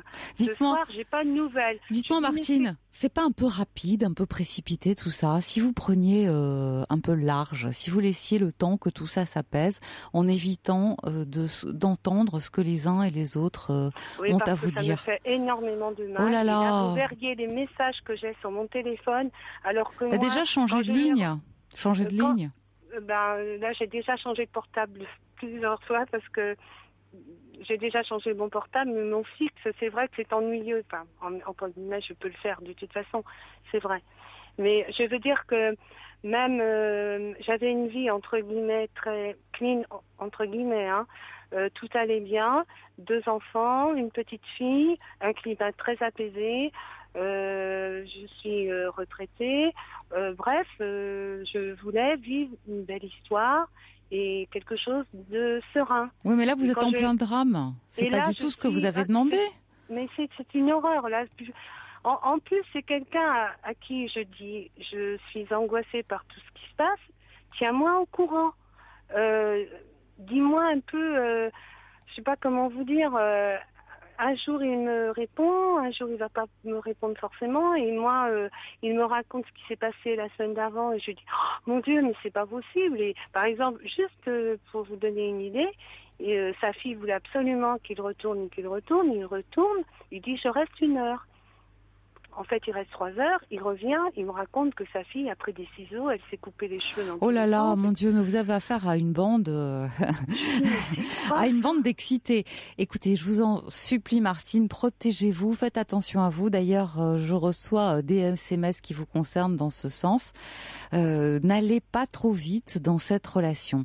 Mettez-vous au vert, mettez-vous à l'écart de tout ça, qu'ils règlent leurs problèmes les uns les autres, mais surtout en dehors de vous. N'ayez plus rien à voir avec eux. Dites-lui, voilà, on se donne 3 mois, on se revoit dans 3 mois. Au cours de ces 3 mois, tu règles ce que tu as à régler. Et puis, si c'est toujours aussi fort entre nous, eh bien, on verra bien. Mais surtout, protégez-vous. Regardez dans quel état ça vous met et comme ça vous entame.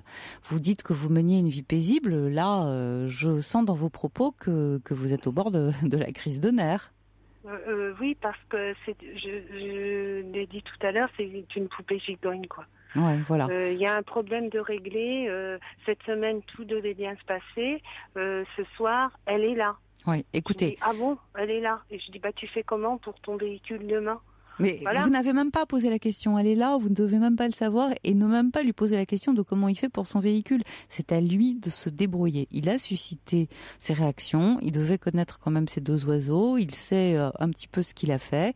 Laissez-le se dépatouiller avec tout ça. Mais vous, sortez-vous de là. Voilà. Je me permets parce que...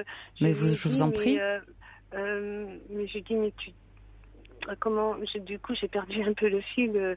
Vous avez raison. Je dis, mais tu devais te douter de ces réactions.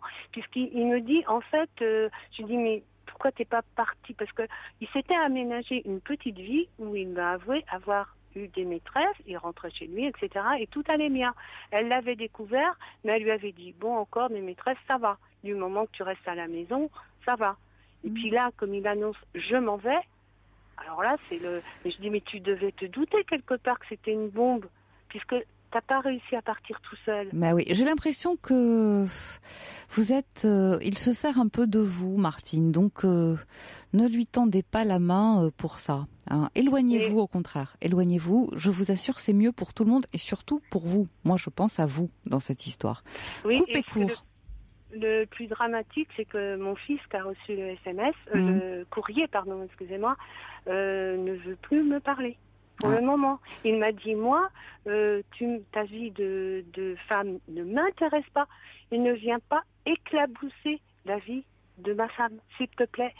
C'est une liste avec tous ses amis, son travail. Enfin. Oui, c'est un peu exagéré. Écoutez, sortez-vous de là, téléphonez à votre fils en disant, je suis malgré moi prise dans un sac de nœuds, je n'ai rien à voir avec tout ça. Oui, d'ailleurs, cet homme m'a fait sa famille me fait des ennuis. Ses coordonnées, ils les ont eues par erreur. Tu peux bien penser que c'est pas moi qui lui ai donné.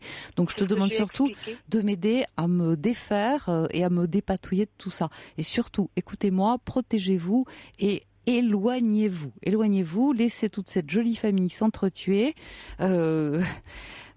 Et puis régler leurs problèmes ensemble, des problèmes dans lesquels, je vous répète, vous n'avez absolument rien à voir. Donc, il se débrouille. Moi, je pense qu'il se sert un peu de vous pour pouvoir rompre quelque chose de compliqué. Ne tendez pas, ne donnez pas le bras, surtout... Oui, parce qu'il y a eu un moment où, malgré que je répète qu'il y a une vie amoureuse entre nous, ou à moins qu'il joue bien la comédie, j'en étais arrivée à me demander quand même, malgré tout, je me dis, mais est-ce qu'il ne m'a pas utilisée parce que lui-même n'avait pas le courage pour vivre autre chose, et me dire, maintenant que je t'ai fait vivre tout ça, je suis soulagée de ma famille et à la limite, pourquoi pas une autre femme. Enfin. Oui, écoutez, si vous avez déjà ce doute-là et que vous en êtes au début d'une relation... C'est vrai que je me suis dit, mais... Ouais, mais vous n'avez pas eu cette idée par hasard, si vous voulez mon avis. Donc pour l'instant, mettez un frein, dites-lui que vous allez vous retrouver plus tard, quand il aura réglé tous ses soucis, et dans lesquels vous n'avez pas du tout l'intention de rentrer, parce que tout ça vous fatigue. D'accord ? D'accord, Martine ? Merci à vous, au revoir. Au revoir. Pour intervenir dans l'émission, appelez le 39 21 34 centimes la minute.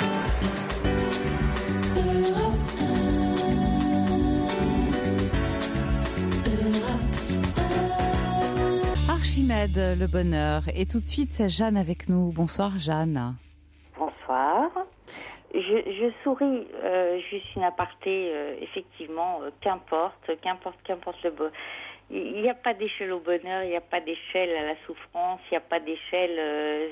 c'est pas comme les tremblements de terre, quoi, finalement, où il y a un degré et puis il y a un tremblement de terre à l'échelle de Richter. Il y a voilà, et par rapport à tout ce que j'ai entendu ce soir ou les soirs précédents, c'est... Enfin, voilà, ça me... Cette chanson me faisait sourire et voilà, je l'ai beaucoup appréciée. Eh bien, tant mieux. Parlez-nous de vous. Alors, parler de moi, c'est la même chose que... Enfin, c'est la même chose. C'est pas la même chose, justement, parce qu'il n'y a pas d'échelle. Je suis une maman avec des enfants, 3 enfants, je vis seule. Mais ça, c'est pas tellement ma question. C'est que chaque fois que je dis à mes copines ou à mes amis, plutôt à mes amis, parce que les copines, je rentre rarement dans ce genre de confidence, je leur dis, putain, j'en peux plus. Et elles me disent, mais attends, mais ce que tu fais, c'est beaucoup déjà. Voire des fois, quelquefois, parce qu'elles sont très gentilles, c'est héroïque. Mais voilà, ça s'apprécie. Enfin, pour tous les témoignages que j'ai entendus ce soir, ça pourrait, c'est de l'héroïsme. Quand on est une maman, quand on est un papa seul, quand on est quelquefois, c'est difficile, et quand on n'a personne sur lequel poser son épaule, c'est difficile.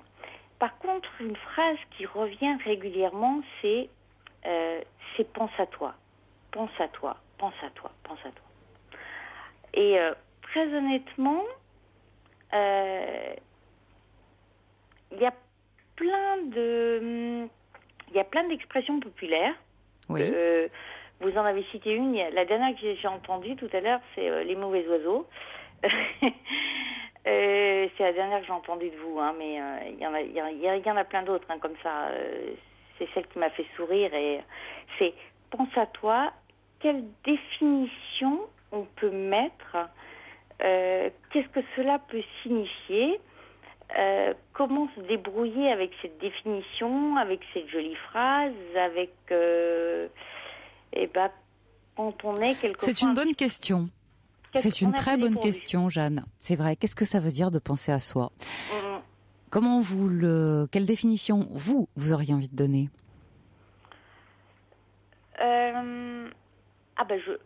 Moi, j'arrive. Alors. Vous posez la question. Qu'est-ce que ça veut dire?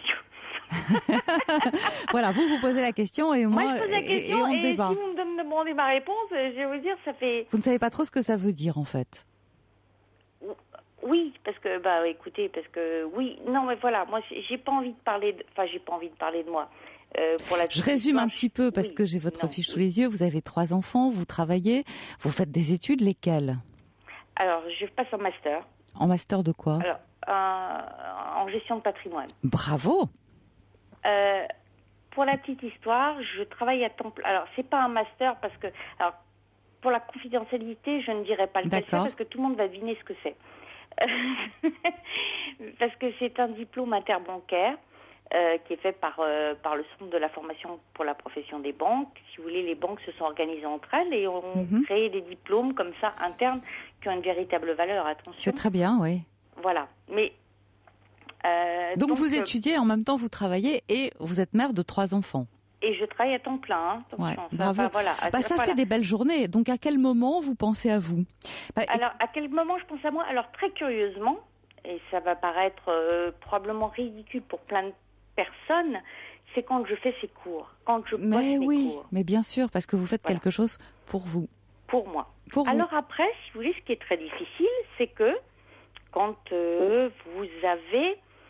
Alors, c'est des formations qui ne sont pas forcément faciles à obtenir. Hein. J'imagine bien. Pour la petite histoire, je travaille dans une ville qui n'est pas négligeable, hein, on va dire une des 4 plus grandes villes de la France. Et grosso modo, pour vous dire, on est 12. Ouais. Ah oui, donc quand même. Voilà. C'est pas beaucoup. Donc, décrocher la demande à cette formation, c'est pas... Oui, non, c'est costaud. C'est pas facile. C'est costaud. C'est costaud. Après, quand votre direction, au cours d'un entretien d'évaluation, vous dit je comprends pas comment tu as eu cette formation, parce qu'il y a plein de gens qui la demandent, et toi tu l'as eu. Parce que je l'ai voulu, et donc j'ai fait ce qu'il fallait pour. Voilà.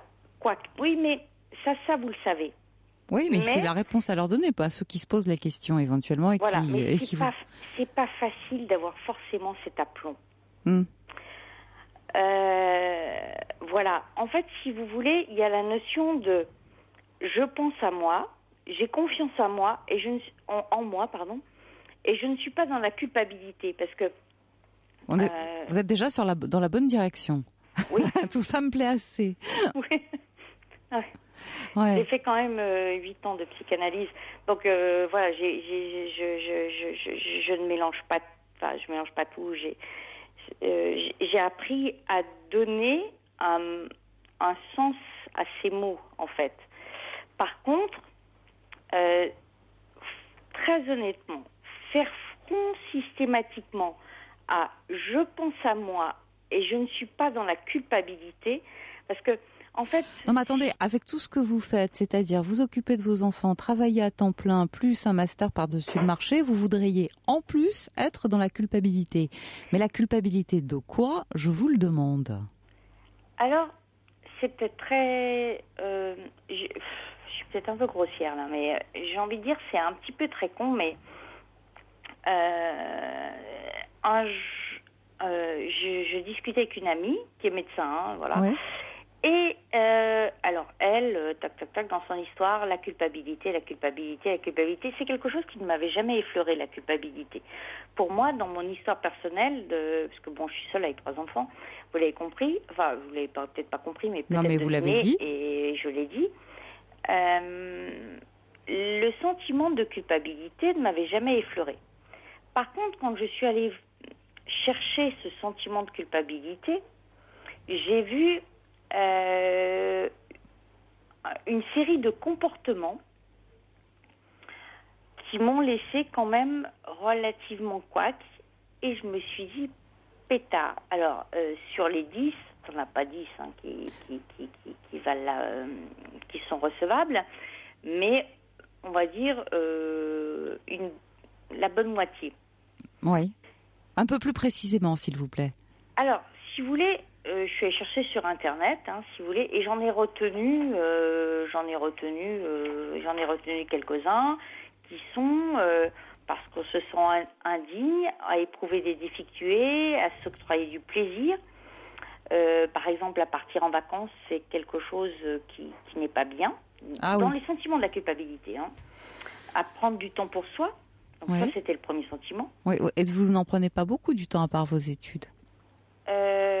Alors, j'ai 3 enfants, je pars en vacances. Oui. Alors, non, on va pas tout mélanger. Je ne m'octroie pas beaucoup de temps personnel parce que quand j'ai du temps, je m'occupe de mon appartement, de le ranger, etc. Oui, voilà, les tâches ménagères, normales. Truc, pour que ça soit propre. Mais en même temps, ces tâches ménagères, il faut quand même que je reconnaisse quelque chose. c'est que pendant que je fais ça...